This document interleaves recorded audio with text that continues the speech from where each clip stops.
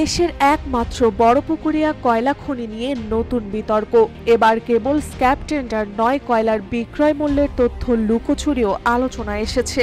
সম্প্রতি প্রকাশিত হিসাব অনুযায়ী 2022-23 ও 23-24 অর্থ বছরে খনি কেন্দ্র 136 কোটি টাকারও বেশি মুনাফা করলেও সরকারের কোষাগারে জমা হয়নি একটিও টাকা। এতে বছরের পর বছর বিপুল রাজস্ব হারাচ্ছে সরকার। অভিযোগ, খনি কর্মকর্তাদের পকেট ভারী হচ্ছে, আর বিদ্যুৎ উৎপাদনের জন্য দাম বেশি হওয়ায় বিপিডিবি মারাত্মক ক্ষতির মুখে পড়ছে। রূপালী বাংলাদেশকে প্রদত্ত তালিকা বিশ্লেষণে দেখা গেছে, বড়পুকুরিয়া খনি প্রতি টন কয়লার মূল্য 130 থেকে 176 মার্কিন ডলার নির্ধারণ করেছে। আন্তর্জাতিক বাজারের তুলনায় নির্ধারিত এই মূল্য বিপিডিবি দেশের বিদ্যুৎ কেন্দ্রগুলোতে কয়লা কিনে অতিরিক্ত ব্যয় করছে।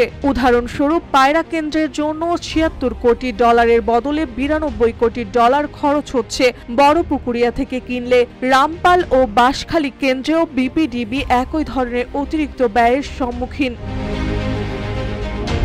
জ্বালানি বিশেষজ্ঞ অধ্যাপক শামসুল আলম বলেন, দেশীয় খনি থেকে বেশি দামে কেনা সরকারের পক্ষে যৌক্তিক নয়। এতে শুধু খনির মুনাফা বাড়ে, সরকারের কোষাগারে আসে না 1 টাকাও। অপরদিকে বড়পুকুরিয়া কোল মাইকিং লিমিটেডের কর্মকর্তা মোহাম্মদ আবু তালেব ফরাজি দাবি করেছেন, আমরা সরকারের নির্ধারিত 176 ডলারে বিক্রি করছি। উৎপাদন ব্যয়, যন্ত্রপাতি ও সেচের খরচ যুক্ত রেখে মূল্য নির্ধারণ করা হয়েছে। আন্তর্জাতিক বাজারের ওঠানামা অনুযায়ী দাম কমানো বা বাড়ানো সরকারের অনুমোদন ছাড়া সম্ভব নয়।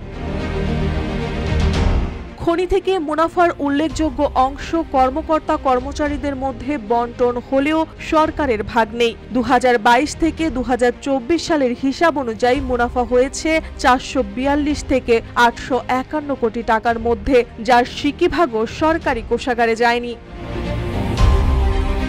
বিদ্যুৎ, জ্বালানি ও খনিজ সম্পদ উপদেষ্টা ফাজল কবির খান বলেন, খনির সঙ্গে বিপিডিবির সকল সমস্যা সমাধানের জন্য একটি কমিটি গঠন করা হয়েছে। দেশের স্বার্থে খনি ও বিদ্যুৎ উভয় পক্ষের ক্ষতি না হওয়ার সমাধান করা হবে। বিশেষজ্ঞরা মনে করেন, দীর্ঘমেয়াদে কয়লা নির্ভর বিদ্যুৎ উৎপাদন কমিয়ে নবায়নযোগ্য জ্বালানিতে মনোযোগ না দিলে এমন ব্যয় চাপ আরও বাড়বে। পাশাপাশি দক্ষ জ্বালানি ব্যবস্থাপনা ও আন্তর্জাতিক বাজারের সঙ্গে সমন্বয় নিশ্চিত করা জরুরি, যাতে বড়পুকুরিয়া খনি রক্ষা পায় এবং সরকারের রাজস্ব ক্ষতি না হয়। মার্জিয়া মৌ, রূপালী বাংলাদেশ।